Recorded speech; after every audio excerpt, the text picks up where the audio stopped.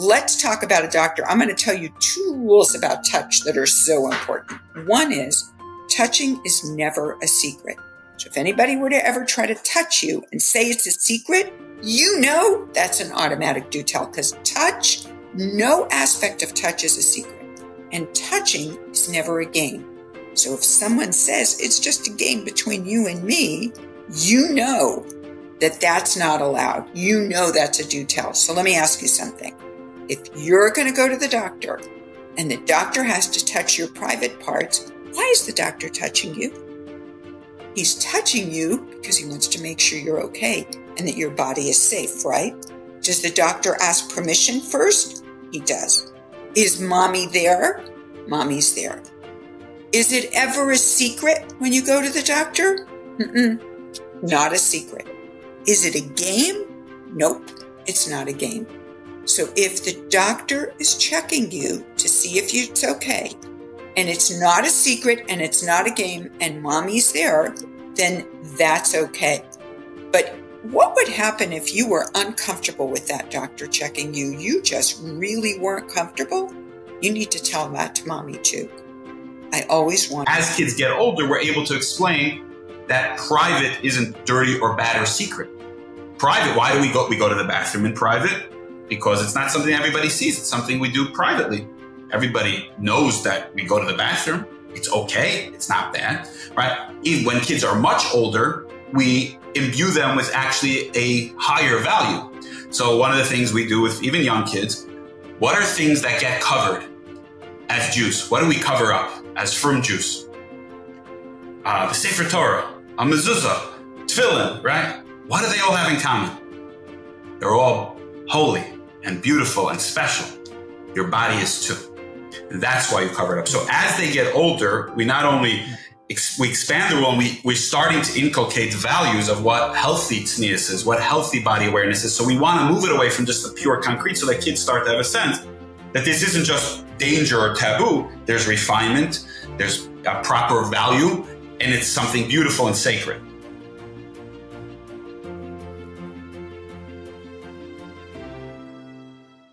Welcome back to the Jews Next Door podcast, where each month we explore a different topic of our parenting hierarchy with the goal of raising the next generation of passionate and committed Jews. I'm your host, Rabbi Yair Menchel, and this month we are taking a break from our parenting hierarchy to do 4 episodes with this special focus on child safety in honor of Child Safety Month. And the first 2 episodes, we spoke about the parent-child relationship and the healthy home and how to really establish that. And in this episode, we're going to be doing the role playing for the different types of conversations we should be having with our children. And we're joined by the experts in this area with Mrs. Debbie Fox, who's the founder and the director of Magen Yaadim, and Dr. Shloimie Zimmerman, who's the founder and director of Child and Adult Psychological Services. And he's involved with Amudim, and he's an author, which you can see in the background right there, of a very, very important book that all parents of boys must read. It's super important from boys to men. Really, really important. And thank you both for taking the time to speak to us tonight. Really, really appreciate it. Sure. So I guess we'll get started let's start generally, and then we'll get into the types of conversations of, how as parents do we create an environment, something we spoke a little bit about in the first episode, but getting a little more specific now, creating an environment for our home that our children will see that we are the parents and that we're the ones who are teaching them about their bodies, that we're the ones who are bringing things up and everything is comfortable for them to talk about. And it's done in that we do that in a natural way. Like, how do we actually have that conversation? So I guess, Mrs. Fox, why don't you start us off with that? I think that there are kind of 2 rules that I like to give parents about how to speak to their kids, that I find are very helpful. One is I really tell parents to learn what I call the peanut butter and jelly voice, the peanut butter and jelly approach. And that sounds very, very simple, and it is simple. But what it really means is, if I were to ask any of my kids in the morning, do you want a peanut butter and jelly sandwich or a cream cheese sandwich? I don't really care what they say. So they say peanut butter and jelly or cream cheese. But my voice is very calm. My voice is very, whatever you want, honey. It's very calm. And I think that our voice lets our children know, I'm here, I'm bringing this up, and I'm really comfortable talking to you. And so no matter what they say to us in return, or no matter what we're going to bring up to them, we want to have what I call a peanut butter and jelly voice. I'm here.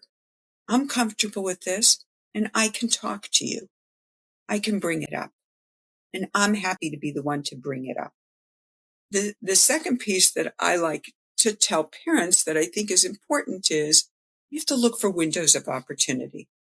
One thing kids will tell us is they hate when parents make this big deal of, we need to sit down and have the conversation.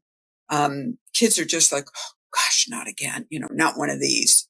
And on the other hand, if we find a natural opening in their lives to have a conversation about something and we bring it up in a very natural way, then they can appreciate that.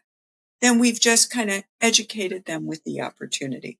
So I feel like those are two tools to create that safe atmosphere for conversation.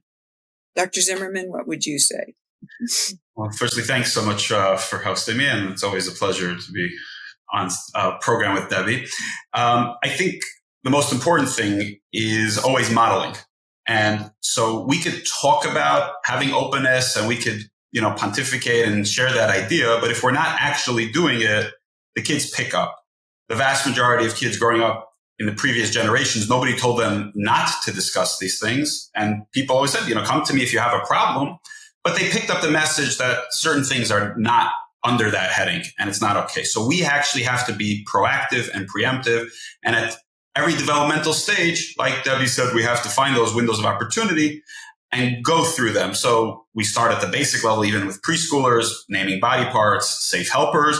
And as they get older, we are more and more open and direct and explicit with children about what's going to change and what are the ways that they have to be safe, both in terms of what might happen to them and what, as they get older, what they might even struggle with internally. So I think we have to be proactive. A lot of parents are very uncomfortable with that. They want to be able to say, oh, just come to me and, when you ask me, I'll fill you in. And it's an uncomfortable idea, but we have to get out ahead of these messages and actually teach them. Totally. And I'm curious, you both mentioned to be proactive and also to bring it up in like this natural way. What's the natural way to do that in a how do you naturally and proactive? I mean, what does that exactly look like? Or I guess what would that setting be? So really that's Debbie's huge credit in terms of bringing Safety Kit to the world and having a child-friendly, very general safety curriculum that has A, B, C, D of safety, and ask for help for A, B, bring a friend, C, check first, and D, do tell. And you start to teach young children about that, and you can just roll it in who's a safe helper when you're at the store. So, when I go on a Chalamite trip to a new place, it's a game with the kids. Who can identify the first safe helper? Does somebody spot somebody in a uniform? Oh, there's a mom with children. Okay, how do you know it's a mommy with children? Oh, because there's a mommy with a baby carriage there, right? So they're identifying that before they go, the bell rings on the door, before they answer. It's C, check first. Who's there? Check in with me before you open the door. So we starting from the most basic integration into regular life with no major sit down and talk, but we're proactively teaching them. So we taught them the basics of this, and then we incorporated it into regular life. Got it. And is there not sitting down and having the conversation, but what are there natural settings, like you were saying, like Debbie, like you were saying, what is a natural setting to kind of bring that up in a way, besides for, like you were saying, Shloimie, is like you were saying to, as you're going to the amusement park to see things, but are there natural settings besides for that we can start to bring that up even at an early age? I'd love to give you an example. It's not one at an early age, but I'd love to give you an example of something that I think that in many ways was a missed opportunity in our community. And that is the whole Chaim Walder situation. And the reason I call that a missed opportunity is the majority of children learned about Chaim Walder from what the kids will call the Hak. They learned from each other in school. And they came home and often got silence, or we are getting rid of the books, or we're not getting rid of the books. Parents didn't know what to say, or it's Lashon Hara, we shouldn't talk about it, but very little discussion. And I feel But a window of opportunity would have been for a parent to be a parent and for a parent to say, thank you for bringing up the issue of Chaim Walder. I appreciate that you came to me and you wanted to discuss that with me. Because I'm your parent, I care. And you have heard these things about him. And I want to tell you something. Chaim Walder was inappropriate with children, with kids, with girls. He touched them. And anybody in our world who touches children, even though we respected him and he was so respected, we get rid of his books. We have no respect anymore because you can never do that. So in 2 minutes, my child learned that I told him the truth. I told him that we don't respect anybody who's ever inappropriate with the child, and he knows he can come to me.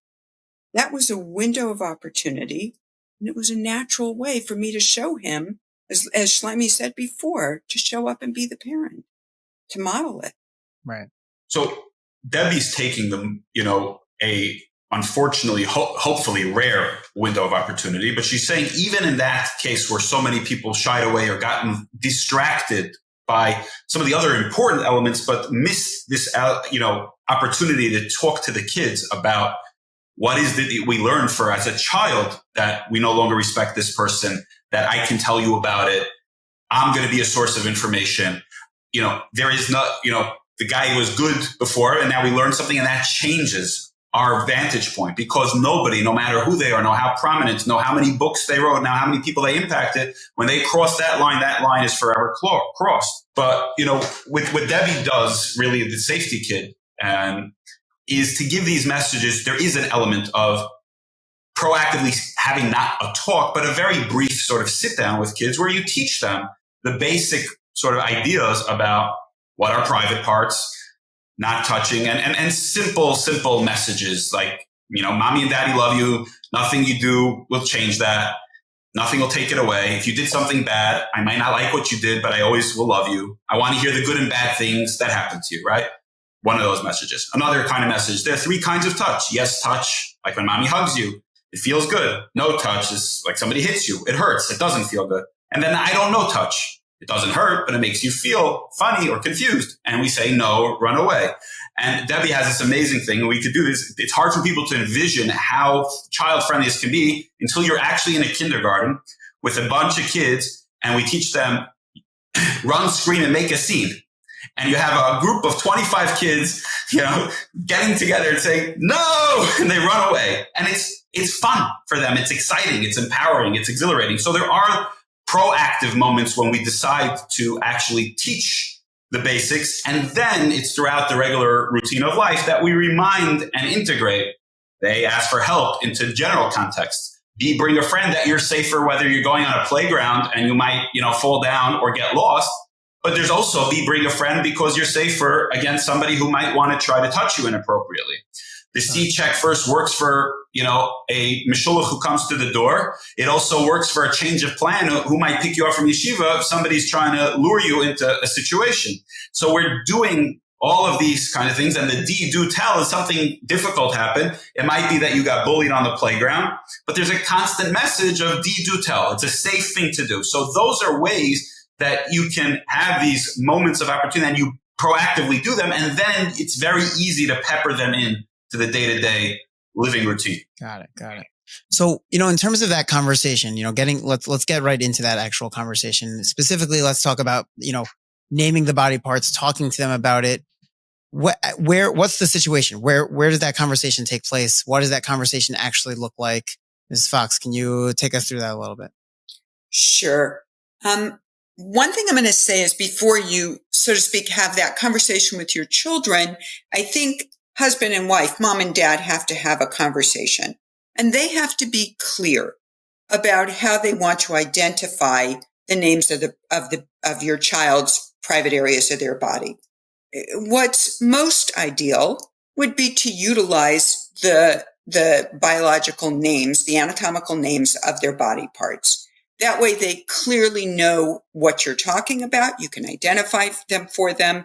The younger you identify them for your kids, the more natural the conversation, because They don't know the difference between knee and elbow and the name of a body part. But if you and your husband feel that you're not comfortable using the anatomical names, then choose a name that fits for each private area of their body that is different, a way that they can identify or say to you something happened, or they can identify that particular body part for you and tell you what occurred. In other words, if what you say to your children is all your private parts are a tushy, then they can't identify what's either hurting or what somebody tried to touch or what they have a question about. So give it separate names that you're comfortable with. So that's a conversation between mom and dad before you talk to your kids, right? I just want to jump in on that point, Debbie. There's a crucial element to that piece, aside for identification and, if it gets hurt or somebody touches it. There's a subconscious communication. When a child has fingers and toes and knees and elbows and everything between the knee and belly button, front and back, is a tushy, the kids pick up there's something taboo. There's something different. There's something not okay. So it's not just an informational thing and you can make up euphemisms. There's an issue of being able to articulate that this is a normal part of your body and development, and these are conversations we could have. And that doesn't matter in what language. If you want to use Lashon HaTorah, it has to be that there's something we could talk about. We can explain that we use a language that's more tsenua because it's private and holy, but it has to be clear. I can communicate with you. You can communicate with me. It is okay, healthy, normal. And if anything, it's beautiful and holy. I just wanted to add that piece. But Debbie, go ahead in terms of then how does that after the husband and wife had that conversation and have come to some consensus, what happens? Yes, thank you, Shloimie, because it's so important. Because part of the way even Shloimie said it before of modeling, if what we're modeling is that anything between your knees and your shoulders we can't identify or talk about, they hear that. They hear that very clearly. So we have to have very specific names, as close as possible. If you want it to be tznius, that's okay, but as close as possible so that they know that there is a name for their private area of their body. Okay. So it's also so important, just to interject for 1 second, the parents having that conversation first is so important, because parents probably grew up in the way that they were raised. It actually was that taboo. So it actually probably was not comfortable, or is not comfortable for them to necessarily talk about it, because they grew up thinking it is not something we should actually talk about. So it's really like this weird thing where it's like, wait, I'm supposed to be raising my children and talking about it, but I didn't grow up that way. So it's like a little bit weird. And I think it's so important, like you're saying, to really bring it up. And like you said, Shloimie, like we don't want it to be that taboo. It's very important. Very important. I think something also that parents need to kind of be aware of is that by the time the kids are about 5 or 6, they do know the names of their private parts. They've learned them from their friends. And so it's not that they're not going to know. They're going to know. They're just going to know their parents weren't comfortable telling them. Right? Mm-hmm. So if a parent can be the one to say them, and like I say, really, the earlier you teach them, the more comfortable. It's really less, it's less uncomfortable the younger they are in a bath, a nose, an elbow, toes, and to naturally say names of body parts. But if not, I fully agree with Shloimie. There needs to be very specific names that they can talk about and that they can say. And the research does show that children that can identify the names of their body parts are less likely to be molested than children who cannot. And because also that means that they can't go to a parent and say something because the parent hasn't brought it up to them. And just to add one additional caveat, just so we're clear, that would mean that even if a person is choosing to use a different language than the proper anatomical names, then there should be at least once where you use the secular anatomical names so that no matter what, when the kids inevitably hear that it's not that, oh, mom and dad can't talk about this, or I don't know what that is, let me ask my friend on the playground or look elsewhere, that you've explained, those are the names you might hear elsewhere. The reason we don't call that regularly is because of what's called tznius or that. And if it's really because you can't say those names and it's not because of tznius or your das Torah said that, that's something more than the conversation you got to work out, because we could talk about what to say and give you pointers. If you're turning purple and you can't even say the name of body parts, then how are you really going to impart to your child that you can be assertive and strong and nobody can touch you? And how can we feel bold and confident when somebody who, God forbid, is like a Chaim Walder, somebody who's going to use power or control or influence or relationship and charisma to try to manipulate and get a child and groom a child into abuse, if you can't, you're too squeamish even going there. So if you're doing it and it's from a place of, let's say, tznius, it has to be from a place of pride and holiness and sensitivity. If it's coming from, like you said, that you grow up and it's all taboo and just uncomfortable, that is something as a parent we got to step up big time, because as Debbie was alluding to, the silence speaks volumes. The silence is deafening. And when kids can't get that, besides for the names and the communication, they're getting loud and clear. This is something totally different than everything else. My parents can talk to me about everything and anything. This somehow is different. And that difference actually makes them very, very vulnerable. And that difference means I can't talk to you. If you can't talk to me, then obviously I can't come talk to you. So let's take us, role play that conversation with us a little bit about the body part. We're just going to talk for about a minute or so in that bath, right? So I'm going to say something like, good, are you having a good bath? Good. Let's take the soap and we're going to wash your whole body from the top of your head down to the bottom of your toes. So let's scrub your face. That's great. Nice and clean. And how about your chest? We're going to scrub, and your arms and your hands and whatever you call their body parts. Yep. You're going to clean your body parts and your knees and your toes, right? We're going to tell them just to go through their body and you're bringing it up and you're telling them to clean it and you're bringing it up. And you're going to say, it's very important that you know the rules about your body parts. Do you know the rules about your body parts? The rules are that nobody is allowed to touch or look at or even talk about the private areas of your body. Those are private just for you. So we don't let anybody look at or touch or talk about those areas. And you're not allowed to play with anybody else's private parts. You can't look at theirs or play with theirs. So those are the rules about touch. And at that age, I might just say that. But little things will come up. So let's say they get up and they run out of the bathroom and they're nude. Now, how many kids that happens to? All the time, right? So you might take a towel and wrap it around them and reinforce your rule. Oh my, we have to wear a towel because we make sure that we protect the private areas of our body. We always keep them covered. So we want to make sure that we protect them. We don't run around like that. We just make sure that we protect them. Or let's put your PJs on. That would be a good thing to do because those areas of our body are private. So you just do that very loving and naturally. You don't judge them. You don't put them down. You just very naturally do it. And if I could, I want to just go to one other area with these little ones.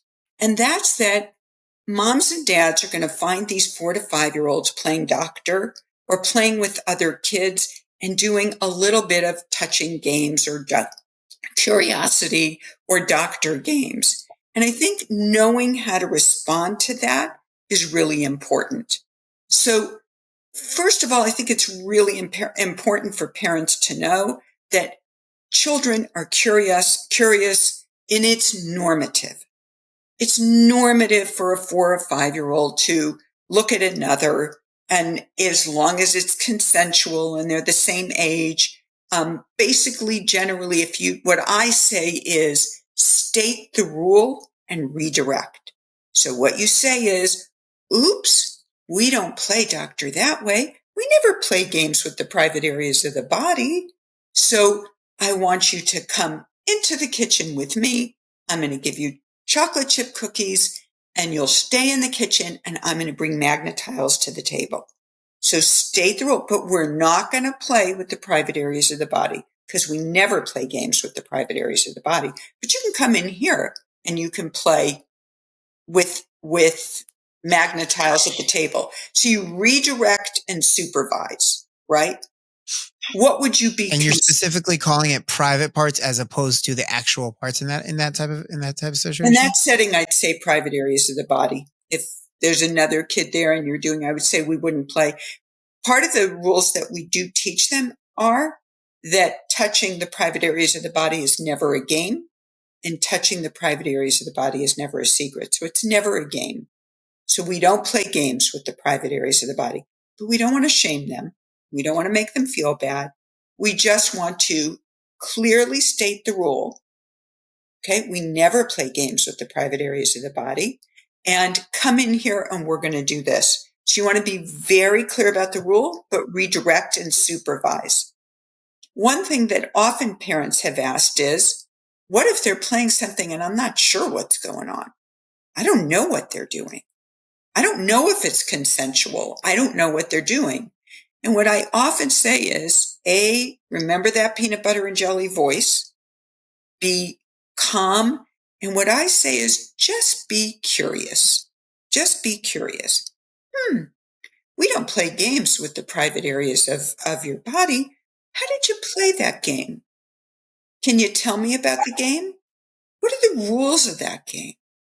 Who taught you that game? Who played that game with you? Did anybody else ever play that game with you? What are the rules of that game? How does it go? Tell me about it. Because if you're using your peanut butter and jelly voice and you're clearly showing them they're not in trouble, but you just want to know all about that game, that's how you get information as to whether or not that's just a simple game that they really do need to be told the rule and redirected. You really need to go over the rules with them and redirect it, or whether more has occurred.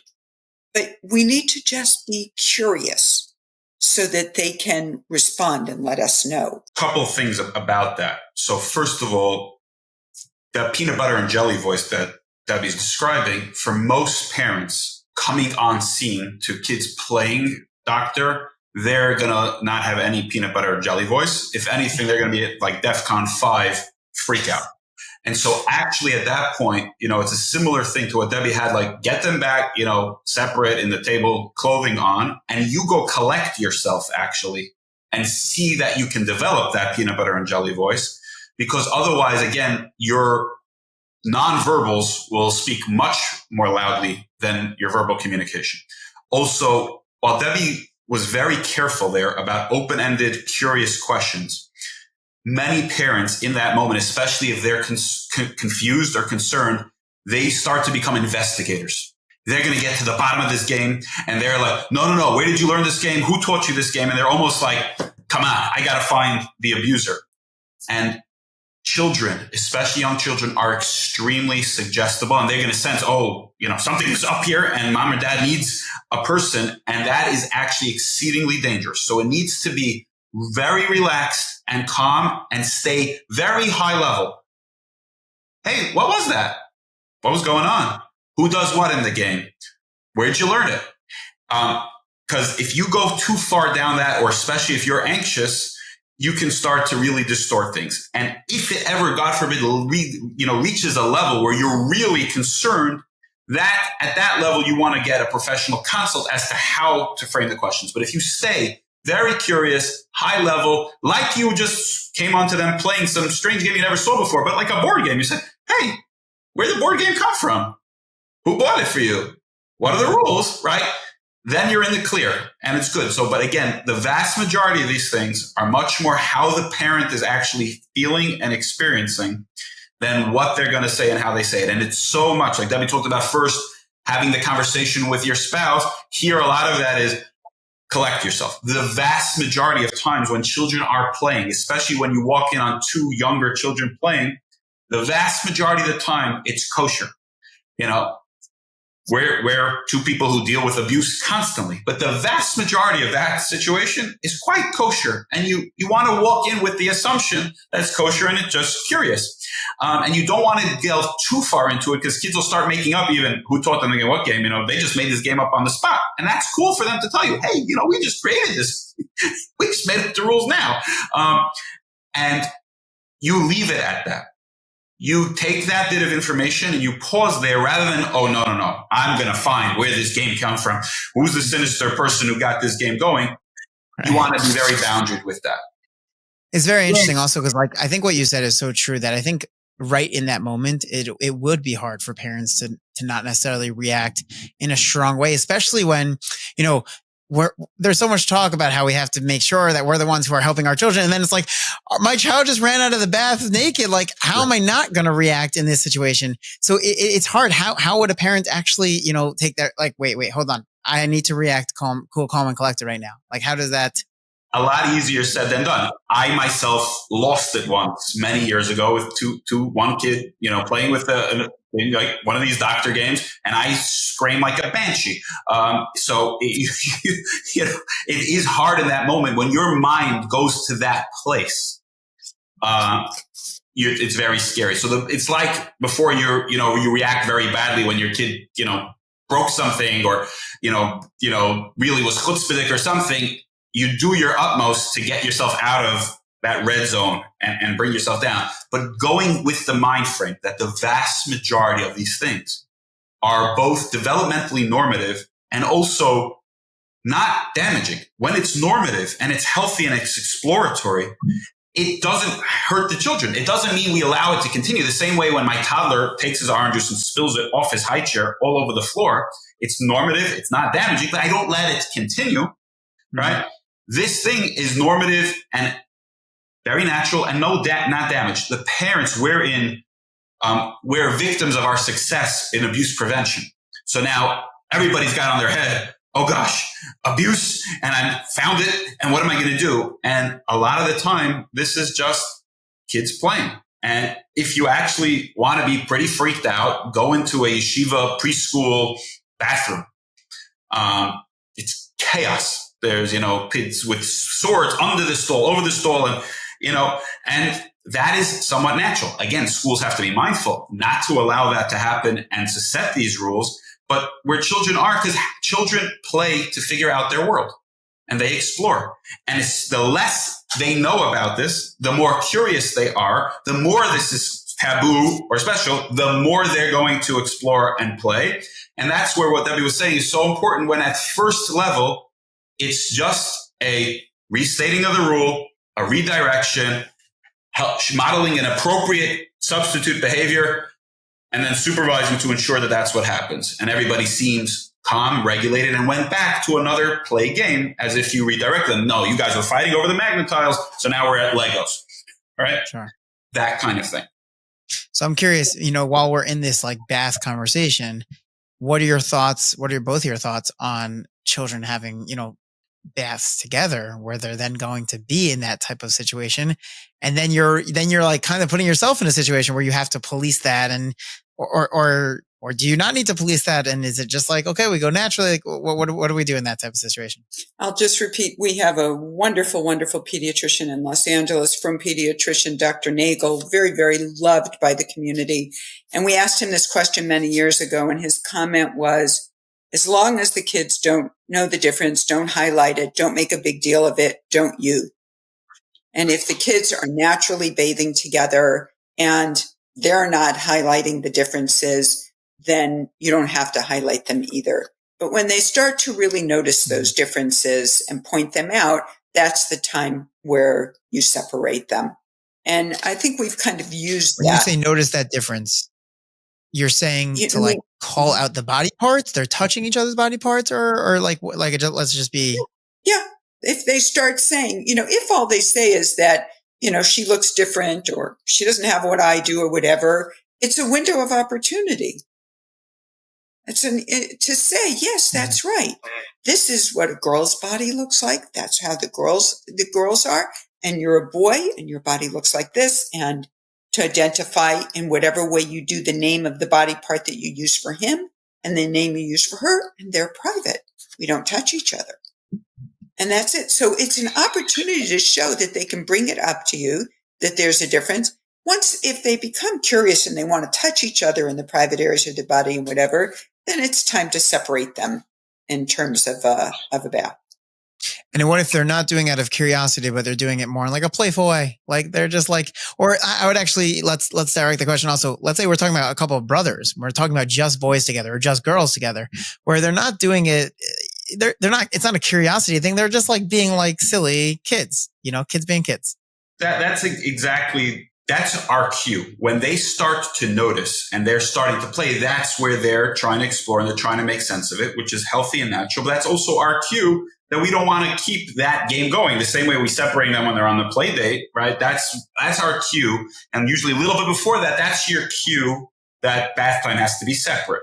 There's a natural part when an older brother is watching his baby sister get changed and he knows, hey, she doesn't have that. And it's not like you're never going to let him watch the baby get changed again, or you're going to change in private, right? There's an educational opportunity of, yes, our bodies are different and we don't sit and stare. Mommy or daddy has to change the baby or the babysitter, but that's the difference between our bodies, and that's a private place. And that's why we even cover both the baby has to be so they don't pee or poop everywhere, but also even young babies, we get covered. And that's a cue. Once the kids are exploring, same thing. You don't quickly pick them up out of the bath. Oy vey, it's the time, right? You start learning. Yes. And that's where we learn that our parts of our body are private. And you're a big boy now, or you're a big girl now. So now is when you're going to get your own private bath time. And now is where mommy's still going to help you or still be here, but you're going to start to wash yourself. And that's, again, the developmental trajectory moving into you're together, you're separate, you're starting to wash independently, mommy's helping you less and less, and eventually you're doing this all by yourself. And similarly, you're changing. Then in the bath, you don't come out without a towel, without a robe, right? You learn in that developmental space. Here's what we cover up. We don't run naked to our bedroom and change there. We learn to bring a towel or robe or our pajamas into the bedroom. And that's just very natural as things move. Except for that you're the parent. You initiate these. That's what they're learning. I'm the parent, and I can talk about it. I do want to Rabbi Menchel, bring up just one piece that I do think is important, which is we've talked about a lot of things that are normative, and these are all normative. And I think it's just so important that parents be aware of that and be comfortable with that and look at how you deal with it. But I think it is important to know when would you, Shloimie brought up before, then you would call a mental health professional and discuss it.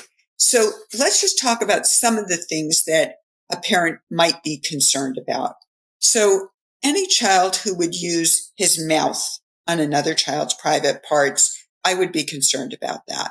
If a child, you've stated the rule, you've redirected, and we had a situation once where the child, a 6-year-old boy, pulled a 5-year-old girl into the bathroom after the cookies and the magnetiles and locked her in the bathroom, and she's screaming, "But my mommy said you can't pull my panties down," and he's locking her in a bathroom and doing it anyway.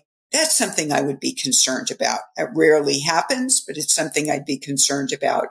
If a child threatens at 5 or 6 years old, or a child threatens that this is a secret and I'll kill you or I'll beat you up if you tell anybody, a threat is something at that age I'd be concerned about.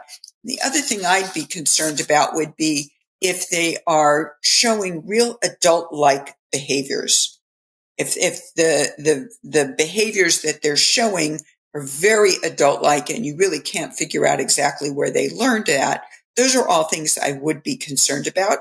And I would contact an experienced mental health professional and run it by them and discuss with them what you might need to do and if there are concerns. Sure. So, and just to add, Debbie highlighted some of what we would call absolute red flags. So where there's actual coercion, force, aggression, adult-like behavior. So those are already in our red flag camp. That needs immediate contact with a mental health professional. There's sort of this yellow flag area of the kid doesn't redirect so well. But many times the kid, doesn't always behave, right? So with any behaviors, the kid keeps touching themselves in public or doesn't always change in private, and it's happening again, right? Things are in the yellow area where it doesn't respond immediately to redirection. If there's any intense exploration, which isn't necessarily forceful or coercive, but it's rough, there's anger or fear, there's intense emotion around it, it's not just playful. Those are the kinds of things that end us in a yellow flag area. And for that, again, parents don't have to feel like they have to do this alone. The same way, your kid gets physically ill, 1 day, 2 days, you don't call the doctor. After day 3, you say, hey, let's check this out. You can pick up the phone to an experienced mental health professional and ask them, what should I say? How do I do this? Is something to be concerned about. It's exceedingly difficult as a parent. In general, you don't have training in this. And certainly these areas bring up so many intense emotions that to put the onus on parents to decide that's just too much. So, the same time, we don't want to, most of the calls that I get frantically, preemptively are kids playing with themselves. Oh my gosh, is my kid, doing something fun? No, it's a very natural, safe, exploratory thing. Again, if it becomes compulsive, that's the only way they soothe.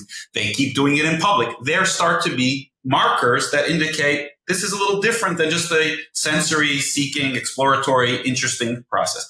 So as it builds either on the behavior continues or there's emotionality there, that's where you as a parent can say, you know what, let me check it out with somebody. That doesn't mean you bring the kid in and we're going to do an evaluation. That means we're going to have a brief conversation and try to help guide you as to, no, that's in the green zone. It's totally fine. Yellow, here's what to look out for. Here's how to say things. Here's what to educate. Red flag, no, let's talk about how we need to intervene. Right. So I guess let's go to the next age, meaning at what age do we then advance the conversation more? And what does that advancement look like in a role playing practical way? So I would say, I don't know that I'd give it a specific age, but I would say probably, 7, 8, 9 years old, definitely within the Safety Kit program. When they're 6, we tell them the rules. So you can tell them at 6. It's fine. When we tell them in the classroom, we tell them the rules. And I have to say, in the Safety Kit program, like Shloimie brought it up, the kids love it. It's not done in a frightening way at all. And the kids love learning Safety Kit's rules. And that's what we teach them. That's what Safety Kit says. So what you want to do is, obviously, again, you don't want to sit down and have the conversation. What you do want to do is to find a natural window of opportunity. Sometimes parents will say, well, what am I going to do now? They're 10 or 11 years old. I've never had a conversation with them about it. And I often will say to them, say something like, I was just thinking, we really haven't had a conversation about body safety, have we? Gee, I should have had a conversation like that with you. We can do that now. But just find a way that you're comfortable to just say like, hey, we never have discussed that, but I think it's important that we do. So I want to go through that with you. So you just find your own opening for doing that, right? So let me just say, these are part of what we teach kids about personal safety. So we teach them, one of the things we'd say is, I want to talk to you about keeping your body safe. It's really important that you know that your body belongs to you. It's your body. Your whole body belongs to you. You're in charge of your body, and everybody has to respect that. Everybody has to respect that this is your body and you're in charge. And you know what that means? That means that nobody has the right to touch or look at or even talk about the private areas of your body. And I want you to know that if anybody ever wanted or tried to touch or look at or even talk about the private areas of your body, I want you to either say no as loud as you can, and you role play with them how they'd say no. Or sometimes kids say, I can't say no like that. I can't yell no like that. Then I want you to get away as fast as you can. Just get away. And the most important thing for you to do is to tell. That's what mommy calls a do tell. You have to come and you can say, Mommy, I have a do tell, or I want to tell you something very important. And you need to tell me who it was that wanted to touch or look at or talk about the private areas of your body. And even if you got so scared when that was happening that you couldn't get away and you didn't know how to say no, that's okay. I still want you to come and tell me because I'm the adult and I'm the one who's going to take care of you. Now, there's another important rule for you, and that's that you're not allowed to touch or look at or talk about anybody else's private parts. So you can't do that either, right? So you can't touch anybody else or look at their private parts either, even if they ask you to. And you can never ask anybody to do that to you, right? Those are the rules. Now I have to ask you something. I said nobody. So what does that mean? Who's nobody's allowed? Who everybody has to respect that this is your body and that you're in charge. Does that mean, what about your aunt and uncle? Would they be allowed to look at or to touch your private parts? No. What about your brother Ellie or your brother Yitzi? Would he be allowed to look at or touch your private areas of your body? No, never. What about a Rebbe? What about a Mora? What about anybody? Would anybody be allowed to look at or talk about or touch the private areas of your body? Nobody. It's an automatic no and do tell. You always want to tell me as quickly as possible because I'm the adult and I can help. And I want you to know something. Even if they didn't touch you, but you just feel uncomfortable with them. You feel like they're looking at you, or you feel like they're talking about your body.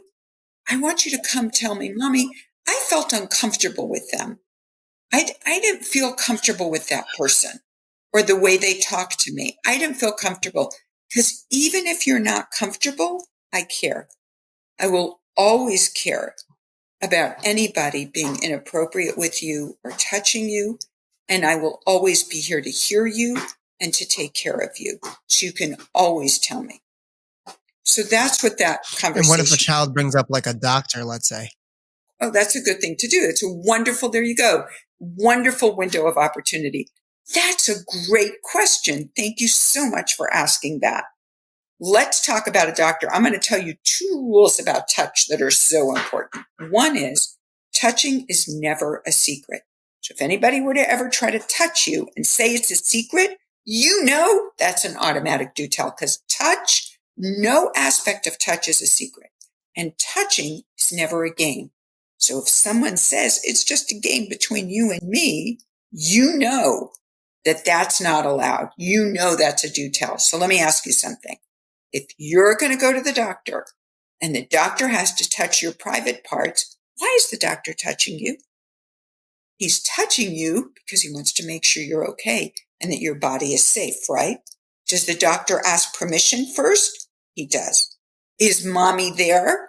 Mommy's there. Is it ever a secret when you go to the doctor? Not a secret. Is it a game? Nope, it's not a game. So if the doctor is checking you to see if it's okay, and it's not a secret and it's not a game and mommy's there, then that's okay. But what would happen if you were uncomfortable with that doctor checking you? You just really weren't comfortable? You need to tell that to mommy too. I always want to hear it. It's always important to me. Just to add to that, because you're hitting on the exceptions right away. So for younger kids, there's 2 levels to the question that you raised, really. What we're hitting on naturally is the developmental levels. For young kids, preschool up to like 1st grade, they're just following a rule. And that's the beauty of like safety kid. There's a rule. There's a safety kid. Nobody questions who's safety kid. Why is he allowed to make rules? Nobody asks that at that age, right? Safety kid is like Moshe Rabbeinu. He makes rules and finished, right? It's right. That's at a very young age. But there you need to express the exceptions. So mommy and daddy can touch you and we need to either change your, diapers for very young kids or check you if anything hurts you or bothers you or even help you in the shower or bath. Similar, if a babysitter is one who's doing that, you include the babysitter. And it's easier if you actually preempt the doctor thing. Before you're going for an annual check, you say, the doctor, one other person who's allowed to is a doctor is going to check you, and here's why. And that's where Debbie's rules apply. It's not secret, it's open. Most doctors today want another person in the room, particularly young kids. It's usually the parent or a nurse, and you help the child feel uncomfortable. And even there, the child, like Debbie's saying, should feel comfortable. One of the developmental changes that happens as kids get older, so it's not that the rules change, but they're usually, they're beginning to try to understand it, and they want to understand. And so we can add, even if somebody threatens you or tells you they're going to hurt you or somebody else if you don't go along with it or do tell, that you still tell because you're safe. You start expressing what's the difference between a secret and a surprise. What's the difference between tattling, lashon hara, and being a good friend? And you're able to articulate the differences of anything that is going to never be told. Nobody can know about it. That's a secret. It's never allowed. A surprise is like something, wow, mommy's birthday's coming up. Daddy bought her a cake. Everybody's going to know tomorrow. Just keep that quiet till tomorrow because it's something everybody will know, but just not yet. That's something that's okay.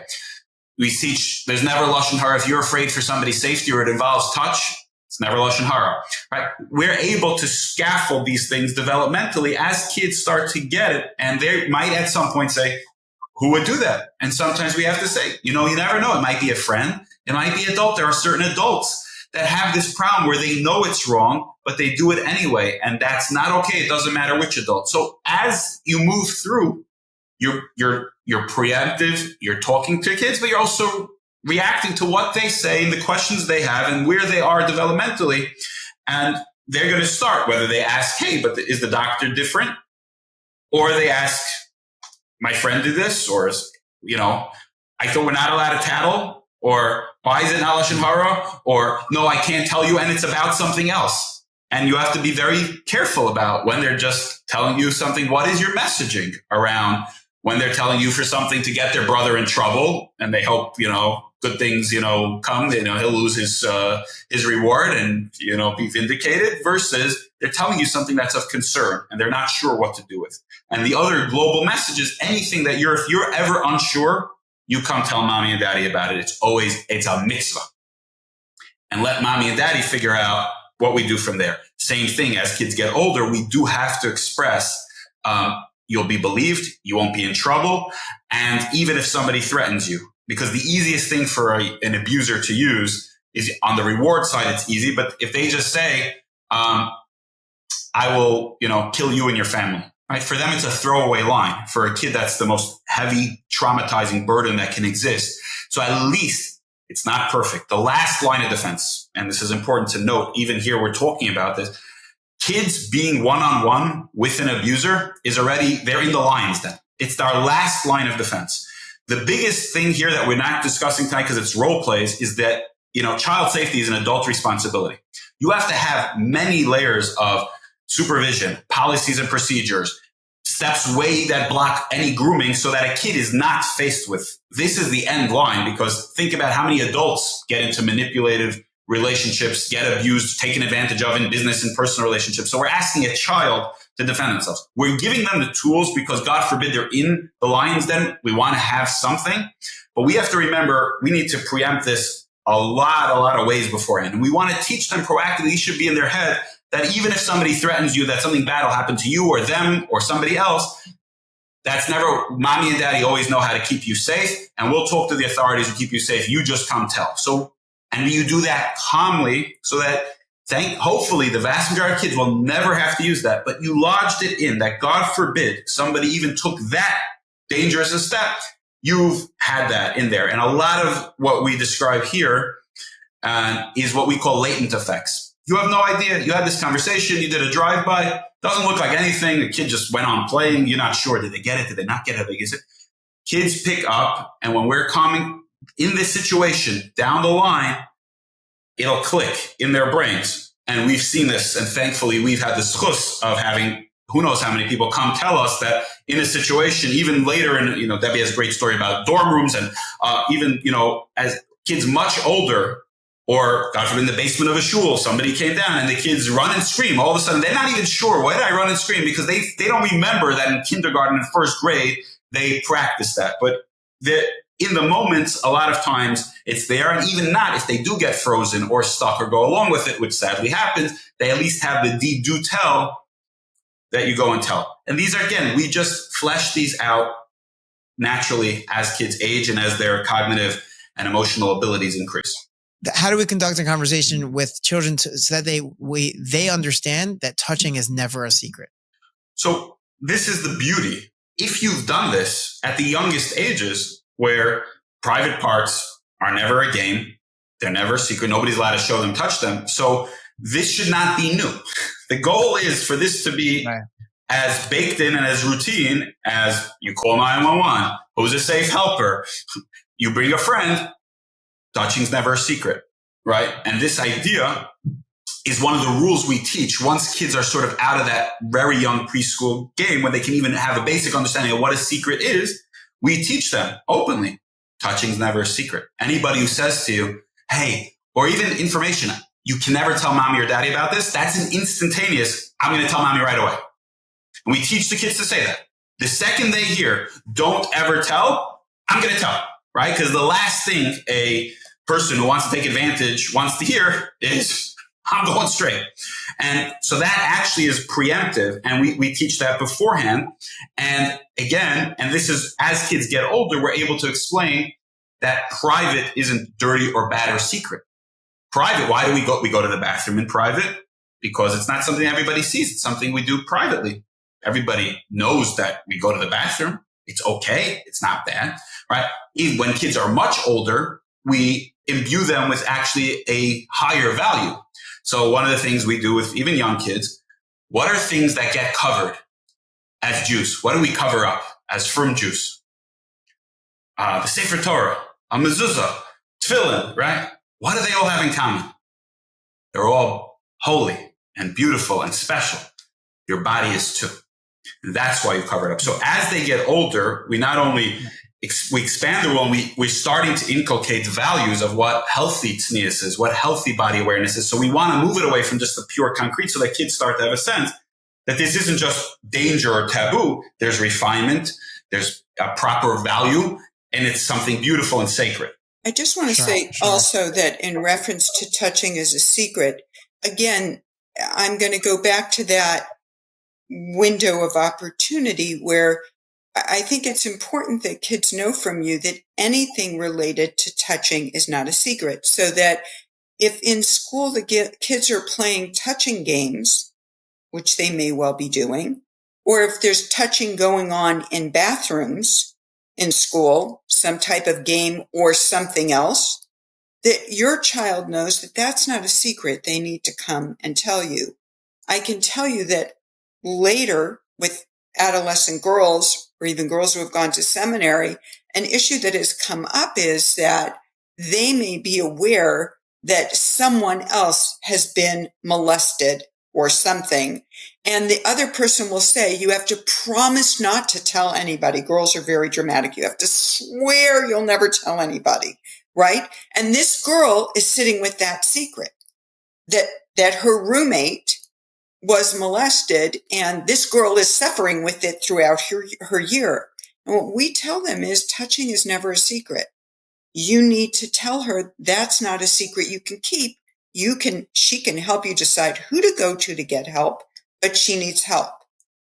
And that's not a secret you can keep. Anything related to touching the private areas of the body, it's not a secret. And there are different ways that it will come up. I'm going to say boys play games through adolescence and whatever. If your kid is the one that knows, you can always come and tell me. Then they will do that. They will come and say, I don't want to go to that party, or I don't want to be with them because they play games that we shouldn't be playing. But I think the bottom line message in that very calm way of, I'm your parent and I love you and I really care. And one of the ways I want to help keep you safe is that you know you can talk to me about anything related to your body and that I care and I want to know. And I want to be really open with you, and I want you to be open with me. You'll never be in trouble for telling me the truth. I'll always believe you, and I'll always do what I can to advocate. I'll always be there. I'll always love you. This is so important because this really speaks to a whole issue that underlies what we keep saying. You see, when we don't speak these things out, we don't name body parts, we don't do the education, we don't talk to them about changes in their body and puberty and all these things that come along with this. So aside for them lacking information, they also pick up that when the going gets tough, my parents are not there. They bail. And aside for then I don't have a resource, there's also subconsciously, it's quite scary for children. So when the chips are down, and if my friend got abused, or if something's happening to me, I don't have the framework to talk about it, but also somewhere inside, I don't have that security. When you're proactive and you're role playing and you're showing, modeling assertiveness, and we're playing role plays of how do you say no? How do you stand up? Well, that's a bully. That's somebody on the playground. When something goes wrong with a teacher and you're there and you're saying, hey, let's go write a note to the teacher. Let's discuss it. Here's how we're going to handle this situation. When you demonstrate, not just that I'm your parent, I love you. I'm your parent and I also protect you. I am an authority. I am your advocate. I am strong.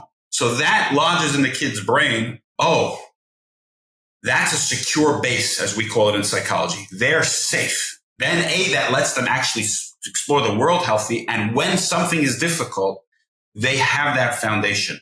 Whereas if we can't get there, and again, there are a lot of parents who they didn't have the education themselves.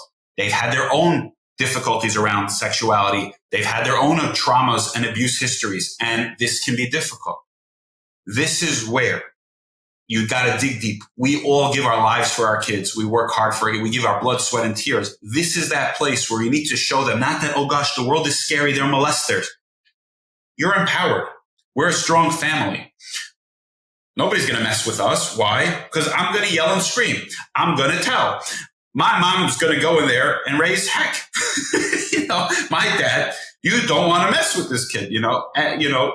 That is that healthy nechbadus, as it's called, the healthy sense of self, that healthy pride in myself and my family, that lends security. And actually, without even saying a word, real abusers, they are our best assessors in the world. They pick up who are the vulnerable kids, who are the vulnerable families, and they target them. And the kids who have that sense and even, you're not going to do this. My mom is a safety kid lady, she talks about this stuff. My dad's not going to let the teacher do this or the principal do this or my friend just bully me, right? I'm part of a team without even saying anything. That in the room, they give off an aura. You don't want to pick on these kids to play the games with them or try to abuse them because they make terrible victims. You go somewhere else. And that's really the bedrock of what we're trying to do. We're doing it, expressing, giving the language and concrete. But what's more powerful is we're instilling them with that confidence and safety and security. And I feel like I got these, people in my corner. That's crucial. Totally. So I also, another conversation that I think is very important for parents to be having is before, let's say, a child's going to camp for the first time, or maybe going to a dorm for yeshiva, or even more simply, even maybe earlier on, going for the first sleepover, or maybe not even just the first sleepover, but to reiterate it, sleepovers. What does that conversation look like? It's really the same thing. There should be very little that's new. It should just be context dependent, right? So if a kid's going over to sleepover, you don't want to have it, okay? You don't want to be the parent that every single time your kid goes to any sleepover, you're doing this because it's enough. And the kids actually say, okay, you're like Mishugal Isadavar, you're crazy with this, enough. You have to find the right balance. But certainly, there's a quick reminder, all the safety rules apply. Nobody's allowed to touch you. You change in private. There's no locked doors. Whatever it is that that happens, let's say, at a sleepover. For camps and dormitories. Shloimie, can I interrupt you a sec? Sure. I do think in terms of sleepovers, and I totally agree with you in terms of sleepovers and camps and everything else, parents really need to look at balancing. Is this your anxiety or is this education? Is this an opportunity where I need to educate them? Or am I just anxious and saying this over and over and over? Because that they do pick that up. They do pick that up. So make sure that what you're saying is an educational opportunity that you need to have rather than your own anxiety. But one piece, Shloimie, let's say whether it's camp or whether it's or going to a sleepover, I always feel like it's a good opportunity because they are a little bit older to identify with your child and to say something like, I remember sleepovers, or I remember going to camp.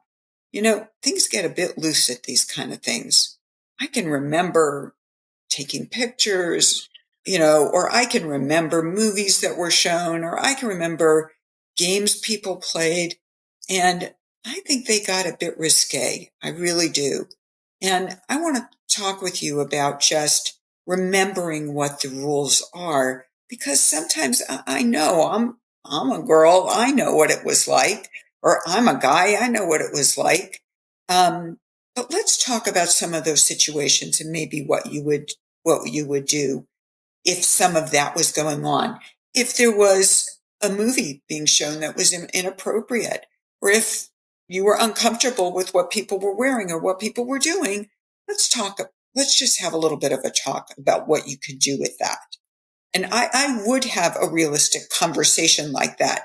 I wouldn't do it every single time, but I think if you do it once in that remember the rules conversation, it also ties you together a little bit. So what I would say to this is Debbie's hitting on a very important thing where there's sort of two issues. With parents, we get stuck on like, a sleepover or sleepaway camp or a dormitory. And these are moments where there's definitely a place to fill in, review, etc. Debbie's hitting on that there's an entirely other issue that, again, this is not the primary conversation about this, but in general, as kids are getting older, as it's going to be natural, not only that they're going to experience joke and innuendo and potential showing and not even molestation, but as kids, right? Yeshiva bus is full of curse words and inappropriate jokes where some kids understand what they is. And as they get older, maybe they don't fully, or they're now starting to. This is part of the developmental process of growing up. And we have to be able to articulate how normal it is not only to experience that, but how normal it is to want to joke, to want to watch those movies, to want to, break boundaries a little bit. We have to normalize the drives, the experiences, to show them that not only, I was a girl, but yeah, I'll talk to you, and I'm going to, and the way actually my book is structured in terms of development is we want to preempt at every developmental stage. We want kids to know that not only did I have it after the fact, right? I'm telling you, yeah, the yeshiva bus, you're going to hear kinds of things, that language that we don't, not because it's terrible and bad, I'm going to pull you off the yeshiva bus. That happens. How are we going to handle that? How are we going to handle peer pressure at different levels? The more you get ahead of that, and the more you teach kids, and especially at their developmental junctures, where their body's going to change, where everybody's going to start making jokes, where they're going to start sleepovers or sleepaway camp, you better be having conversations about what do you do when somebody says a dirty joke, when somebody shows a picture or wants to show something around. How do you extricate yourself in a way that you don't feel ashamed, but you don't have to be part of that, right? And that, again, is a natural place to do all that. And it's incredibly important that kids realize that my drives, my wants, my own curiosity is 100% normal and okay. That doesn't mean I can act on it. And that's the tension. We want them to understand, normalize all the healthy things that are going to happen to them and their friends, while also maintaining the strict limits and boundaries and healthy rules and regulations that they're going to encounter. And obviously that grows, in terms of camps. Aside for all these rules, they need to have, how do you change for the pool? How do you get in the shower and out of the shower? Do boys sit on your bed and give you a massage or not, right? There are a lot of things that start to happen that are within these boundaries. Do you have a 3-hour deep, meaningful conversation behind the bunk with your counselor, madricha, your friend, right? So we also need to move away from thinking about this as just private parts, right? Because this all happens within a culture, right? Where there's a developmentally natural culture, there's an exploratory culture, there's human drives, and the less secrecy, the less one-on-one, the more normal a kid feels, the more they understand their bodies, their changes, their emotions, and somebody else's, the healthier they are. And just an important thing for parents that the overwhelming majority, over 80% of abuse situations occur in one-on-one settings. And if you just minimize that and you create transparency, you let kids know, you want to have that conversation with your counselor? No problem. In front of the bunkhouse where people could see and you're quiet, that's kosher.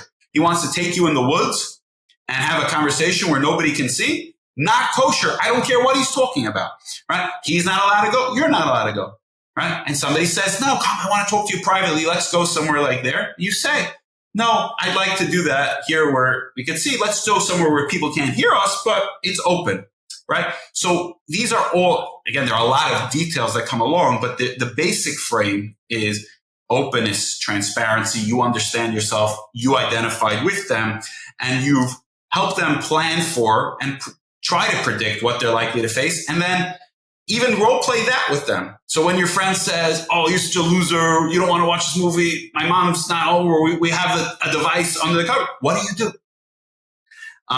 What do you do then? And then there's obviously the highest level, both Debbie and I talk about this a lot, that there needs to be also an instantaneous escape button, a family password almost, like I tell people all the time, if your kid, you're uncomfortable in a situation, you pick up the phone and say, my stomach's really hurting me, I have food poisoning. That's code. We come, no questions asked, we come get you.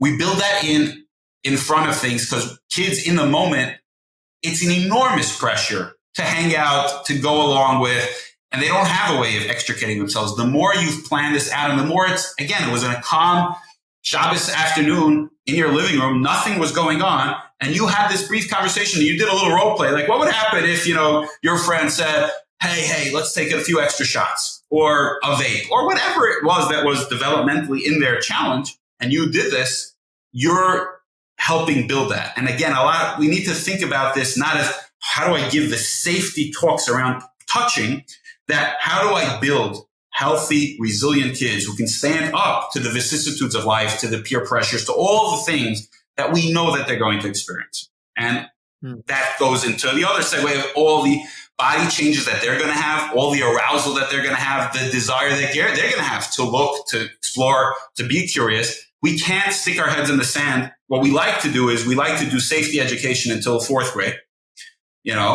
Okay, nobody is allowed to touch you in your private parts. The area is covered by your bathing suit, sleepaway camp, sayonara. And this sort of second wave is what happens when everybody's going pre-puberty, through puberty. There are hormones, there's curiosity, there's exposure. Everybody's revved up. There are a lot of confusing things going on. How do you do that? And we need then developmentally to really be open and articulate about what's changing in your body, what's changing in other people's body. What are the drives? What's halachically and ashkafically okay? What's our value system? And then in terms of health and safety, we need to give those strict messages. Again, nobody can show you. You can't look at images. It's going to be very natural for you to want to look at not sneeze imagery, whether that's in pictures or videos or on the street or magazines. And you can't do that. You might even want to touch somebody. That's perfectly normal. Hashem made it that way. It's beautiful, but you can't go ahead and do that. And if you're struggling with that, I want to know about that. I want to help you with it. So we want to inform that we're teammates rather than we're going to wag our fingers and say, it's not okay. We're going to be there to help them navigate these things. And that's crucial. That's the next level of development when kids are, have age where they're going to be curious about what happens in marital intimacy and then what happens during puberty. Those are all things we need to get out in front of and have these conversations and role play some of these situations for them to deal with. Sure. I'm curious, with everything that we've been talking about tonight, is there any difference between the conversation when we're talking to a boy about this versus when we're talking to a girl about this? I want to just say one thing, Shloimie. I have one comment to make, and that is that there are definite conversations that I believe need to happen between fathers and sons and between mothers and daughters. And they're real windows of opportunity in building a relationship and having what I say to parents is, you want to be that parent, that your child can turn to you no matter what the question is, no matter what's happened, that you are that parent. And that means you need to know how to open conversations with them. It's the same as we've been talking all night. But what I hear when I go over a lot of conversations, and there are a lot of women in the room, is, you don't know my husband. He will never be able to have that conversation. And what I say is, A, do not give them a pass, and B, Mom, give them a little credit. Just like you can learn it, they can learn it. And they need to learn it. And these boys need their fathers. And so I'm going to say very briefly, Shloimie, that moms need to have conversations with their daughters through all these developmental stages. And dads, you need to pull up your bootstraps and learn how to have those conversations as well. Okay, Shloimie, you got it. That absolutely is what happens. For better or worse, the majority moms are more ready to have these conversations. I think some of it might be the natural maternal instincts to nurture and be there. I think also, for better or worse, women will learn the hard way what happens when you don't educate girls about their menstruation, periods, and things like that. There was so much catastrophe and trauma that moms learn that they have to at least start that. They have no choice. And so they started having these conversations. And that really took place way before the men. The men was just, they're macho and bravado. I'm not having that conversation. And you're absolutely right that kids need to hear from their fathers. What's going to change? What's going to change in my body?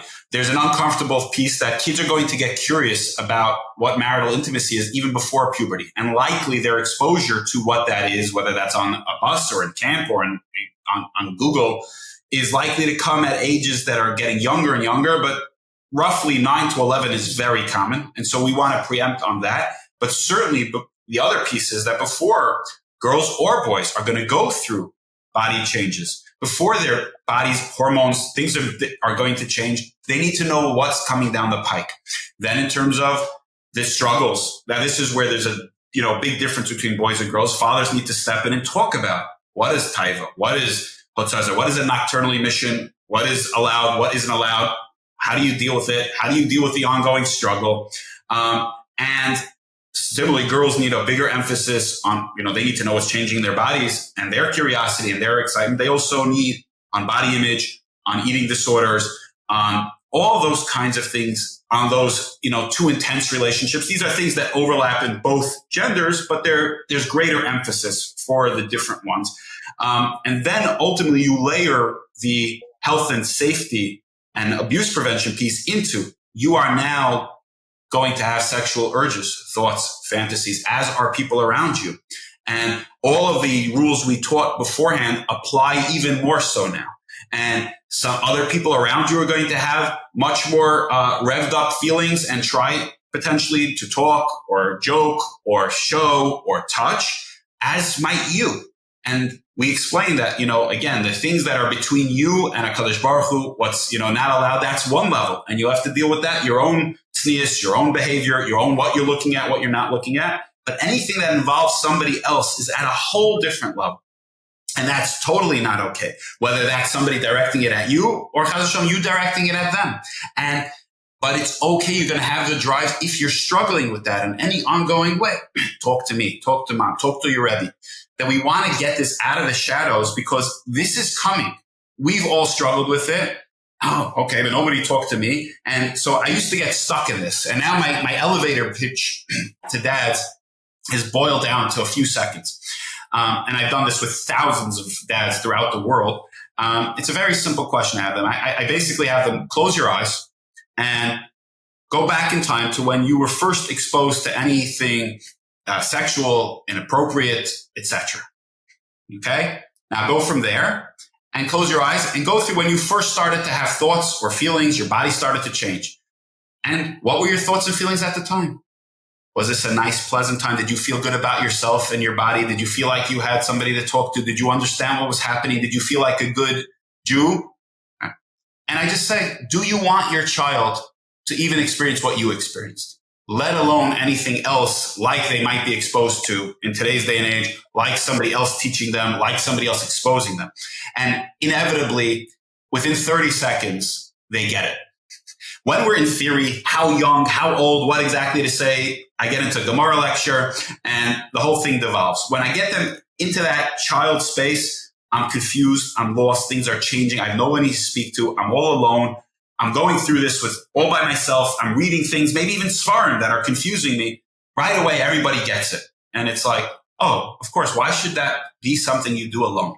And it's the saddest thing, when our kids need us the most, after infancy, the hardest time of life is pre-puberty through puberty. And what we say is, sayonara, I'll walk you down to the chuppah. We all need to step up, especially men.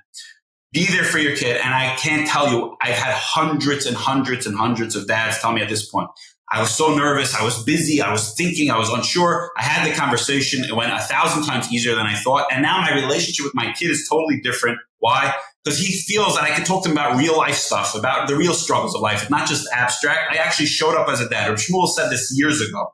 He said, if we're going to be open with kids, they'll be open with us. And we've seen it now that it's transformed the relationships qualitatively, not just about this. They're open more about their friends' struggles. They're more open about learning. They're about bullying. And thankfully, there's been a lot of abuse prevention incidences where kids said, oh, wow, this just happened to me. Like somebody came and tried this, but I knew what was going on. And I said, no way. And, thankfully, we had the chus of hearing this. It really is. It looks much bigger than it is. It's this boogeyman. And when you actually go and sit down, yes, and you own, it's a little awkward for me. It'll be awkward for you. I'm not so sure how to do this. My dad didn't speak to me about it, but I'm going to try. And you just roll into it. 3 minutes later, everybody's good. So we need them to step up and have these conversations. I just developed a 7th and 8th grade girls program. We've been rolling it out in different cities, doing trainings in different cities. And part of the program is actually, it's only a girls program. But part of the program is teaching girls what do they need to talk to adults about, not just talk to their friends about, but talk to adults about. And it very interestingly, in one of the cities I was in, the girls were very upfront because I often say to girls, this is a new program. And if you have feedback, let me know what that feedback is. And the girls said, it's really nice. You tell us who we need to go to and you tell us what are the things we need to talk to adults about, but you're not telling us how. What are the words we say when something is really hard? And I said to them, you know what? You tell me how to fill in the blanks here. You tell me. And they all got up and role played what they would do and how they would say it until they really formulated a discussion they could have with a parent, which was, I have something to say, and this is really hard for me. And I need you to listen to me, and I need you to believe me, and I need you not to interrupt. I just need you to hear me, but it's really important to me. And then they would say, it's really, this is their word, awkward. Right. And then they would say what they needed. And it's really interesting because when I get to that part of the presentation, when I say the how of you talk to it, the girls are glued to it and you see how important it is. Sometimes kids don't know how to speak to the adults in their lives because they feel their adults don't know how to listen, don't know how to hear them when they're turning to them. So many children, they intend to go say something, but very early on in the conversation, they get cues that this isn't going to go the right way for me, and they shut out or they recant. So whether it's a disclosure or a discomfort or whatever, parents have to learn how to hear. And part of what we teach girls is teach them how to hear. And it really closes the loop. On one hand, I have very mixed feelings about that because on one hand, it's sad that the kids have to parent the parents, but I'm glad that they're stepping up and doing it. But I think it's the same modeling. What we end up saying is that things are hard and it's awkward. And what's really cool is if your parent already told you that a couple times because they had that conversation with you and said, you know what, this is a little awkward and I'm not sure how this is going to go, but I'm going to do it anyway. Meaning, because what we've learned in the research in general nothing to do with abuse, but in general, is we can't make the world safer, but we can help people become more courageous, and we help people be bolder. And much of what we do in terms of therapy is help people be more courageous, face fears, get the confidence to go and do it, not because it's all going to be easy, but it's hard, but you got this. And that message, if it came more from the adults, and I'm glad the kids are doing it, it's the Heishav Levavos, that sometimes they're having to teach us to do it, but it can be joint. We can really do that if we show that to them. And I when I role play these things now, I actually even use my book. I take the book out. Why? Because so many parents are so stuck on what language will I use? And I tell them, I'm the author of the book and I've used the book. I sit with the book and I say to my kid, this is a really good, my kids know I wrote the book. So it's, I get to say, these are my notes, but I tell parents, this is a really good book that has this. I'm not exactly sure. It has a couple points that I'm going to read. And right, you own the awkwardness. Because you're probably not going to get to a place with some of these conversations where it's perfectly comfortable. And your daughter or son is probably not going to sit there and say, oh, Mom, Dad, please tell me more about that. They're going to squirm and say, really? And that's okay. And we could say that too. You know what? This might be it's uncomfortable for both of us. And that's okay. What are you teaching them? Both ways. You're teaching despite awkwardness, despite difficulty, despite confusion, despite having mixed feelings about things, we can face it. We can be there. And that's actually the essential part of listening is it's not all going to go smooth. Like, I might miss you. I might not get it. And you can tell kids that, what? I'm sorry. I was distracted. Or, what? That thing you said to me caught me off guard. We're so busy trying to bubble wrap our kids or show that we've got it all. What kids really need is for them to know I'm a human being too. I feel awkward. I get confused. I react poorly. I'm not always a great listener, right?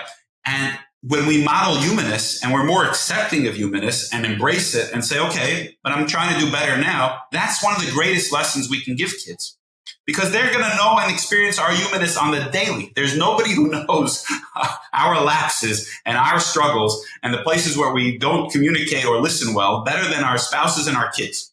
And so the more we put it out there, that actually is the greatest teaching is the modeling. It's hard.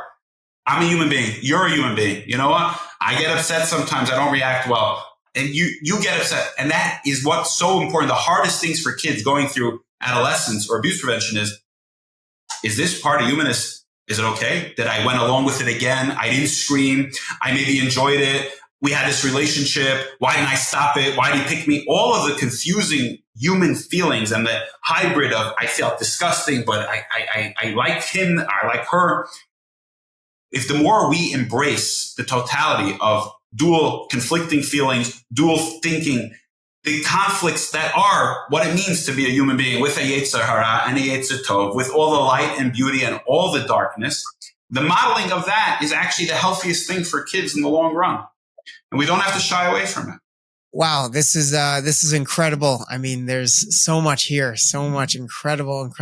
This whole episode is just such an incredible resource, such a wealth of information to parents, and a tremendous thank you to you both. I mean, this is incredible. If either of you have a final message that you want to share, I'd love to hear it. And if not, I feel like you've shared a lot, so no pressure. But if you have a final message, feel free.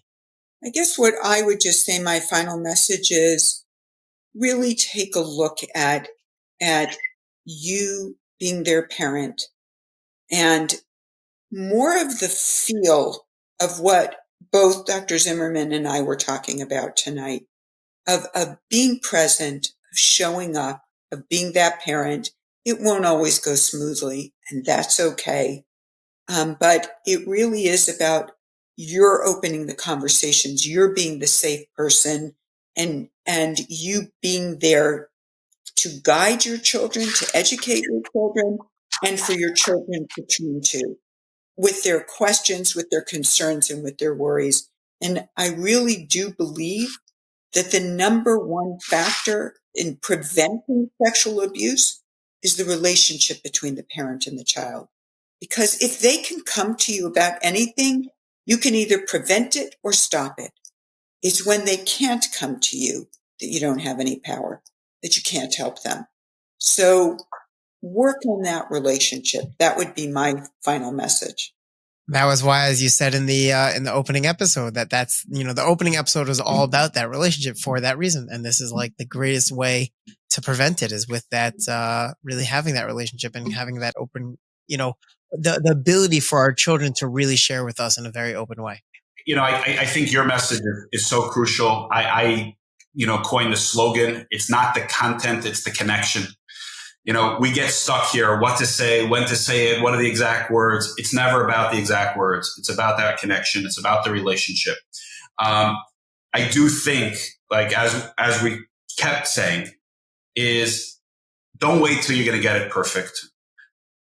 Work out with your spouse. What are the names? What are you going to say sort of when? And then go ahead and jump in. And tell the kids, model for them. You could practice with your spouse, with a friend. You could look in the mirror, say the terms, say something to yourself till you get more comfortable. But the biggest thing is go do this.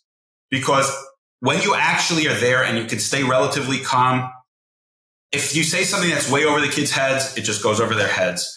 And you can always correct it. This is not like a one and done thing, and it's not a text that they're going to write down. When you're there and you're showing and you're muddling through, that itself is the greatest modeling. But we have to be more authentic about this. We have to start naming body parts. We have to give these messages at early ages. We have to step up and teach kids about their own bodies, about safety, about the rules. And as they get older, we do have to teach them about development, about sexuality, about the urges and drives that they're going to experience and that other people are going to experience. It's a very simple thing. Be real. That means, what would you really want to have had in your life? Would you want to have experienced the silence, the deafening silence, the confusion, the uncomfortable feelings in your body, the confusion in your thoughts and your drive? Are you okay? Are you not okay? You're a Bas Yisrael, you're a Bentor, you're not a Bentor, what's going on with you? Or would you rather have had somebody outline beforehand, give you the preemption messages, gives you the strength that they're always there with you. You have a team. You're not alone. You're not alone in your own head. You're not alone in the universe. So the more we give them a sense this is part of the human condition. We're all going through this. There are challenges. There's darkness. There are people out there who don't always mean well, who will cross boundaries, but you're not a victim of the world. You have strength. And your biggest tool is your voice and your courage and saying no. And, if you need to, then do tell. We communicate from a place of strength, not of weakness. And that we have to start modeling that. You know what? I'm not going to say, I can't, I'm not doing it, not yet, I don't know, I'm not sure. Jump in and say, own the awkwardness and do it. And ultimately, inevitably, your kids will gain tremendously, both in terms of their just health and wellness and development. They'll know what's coming. They'll feel more normal and healthy. They'll have a team behind them. And like you said, the best prevention they have is that confidence that comes from within, that you've developed within them, and that team support that they know they always have parents as their rock. That's my, ending message. Beautiful. Thank you both so much. Really, really appreciate your time and your expertise and really lending us your total insights into this. It's really so impactful, and I know that this is going to help really change Klal Yisrael. So thank you. Thank you so much for tuning in to another episode of The Jews Next Door. I hope you enjoyed as much as I did. I'd love to hear your takeaways. Reach out to us. Reach out to me at Yair@genoff.org, hi@genoff.org. You can check us out on the website. You could leave a question there. We'd love to be in touch. Please be in touch. Check us out on Instagram at Parenting the Jews Next Door. Hit me up on Twitter at Yair Menchel. And we're on TikTok now too. We have some great content, a lot of really great insights into parenting, tips, parenting pointers, reaction videos, and quotes. We have a lot going on. We have a lot of articles. You want to check it out. Check it out at genoff.org. You won't be sorry you did. And I look forward to hearing from you. And if you haven't yet subscribed to the podcast, make sure you subscribe and share it with your family and friends. Looking forward to another great episode next week.